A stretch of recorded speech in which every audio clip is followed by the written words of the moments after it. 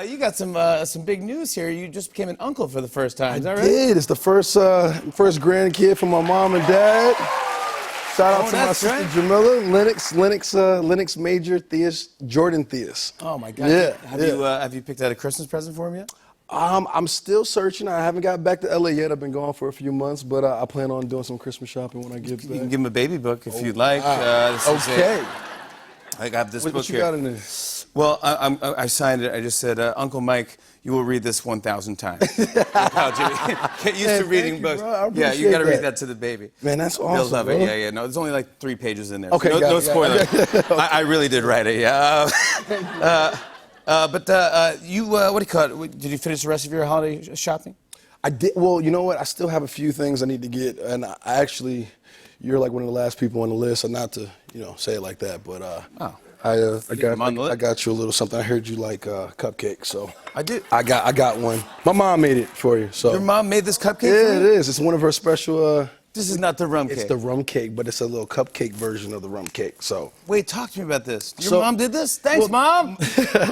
So my grandmother's favorite famous rum cake recipe. Yes, we talked about this. Yes, this is the one. But now we teamed up with Sprinkles, and they're doing this holiday, a batch for everybody at home, so that you guys can order your own special My Mom's rum cake, and they'll deliver it for the next 2 weeks. A portion of the proceeds are going to Lupus LA. My mom suffers from lupus, so this is kind of like my way to give back to the lupus community, and my mom's way also. So yeah, congratulations. That's fantastic. There you go.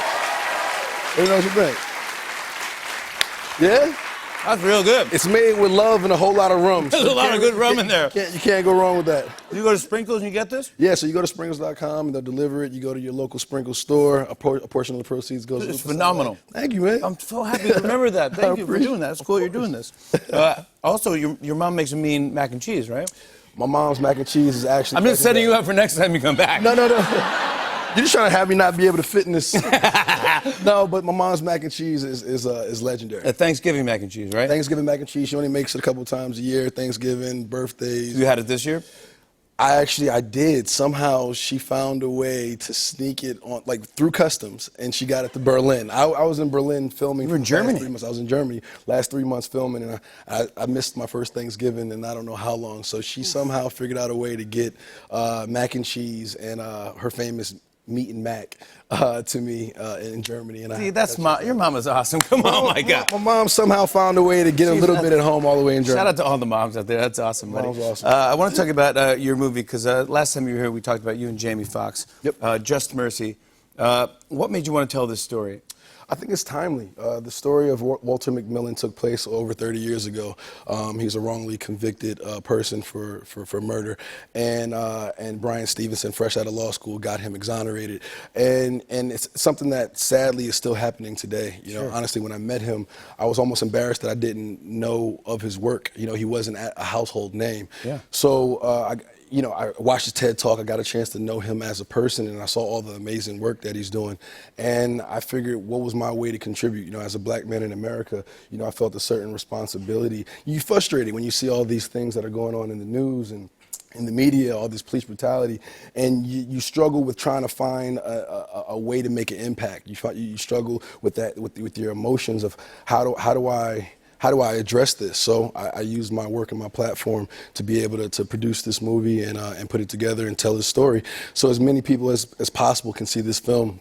So I do feel like through proximity, becoming closer to these issues, we could be able to kind of close the gap between the people who feel like that's not them, and bring that humanity, the humanity to the forefront. And Brian Stevenson is an amazing person. I can't wait for you guys to see the movie. It means a lot. It's great that you did that. And I got to say, you and Jamie Foxx have great chemistry, and Jamie Foxx just crushes it in this as well. And you too. I mean, appreciate it, man. Oh my God, there's a couple scenes in there that's just like, just wreck you. It's a heavy film, but at the end of the day, we want you to leave the theater with hope and optimism. Yeah. I think Brian Stevenson is one of the most hopeful people that I know.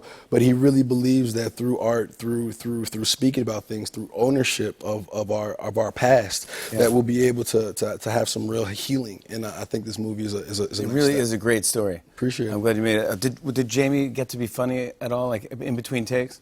In between takes, yes. I mean, we were dealing with such heavy material. I know, that's what I was going to ask. He was excellent at playing music to kind of get us in and out of moments. You know, I think we were dealing in such heavy stakes all the time. You know, he would play songs to kind of set the mood for a scene, but then also play songs to kind of get us out of it as well. So he was definitely a big cheerleader on set.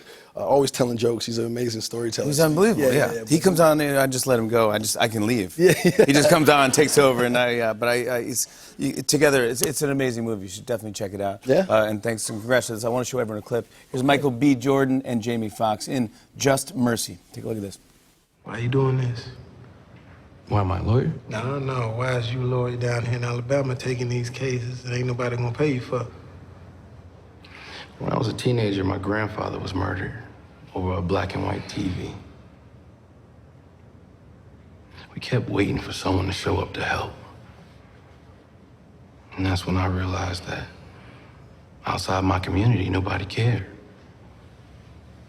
Because to them, he's just another black man killed in the projects.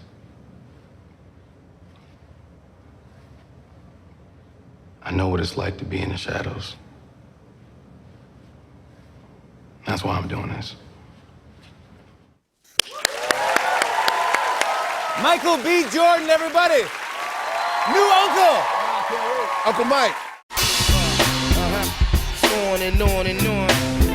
I said, and it's on and on and on.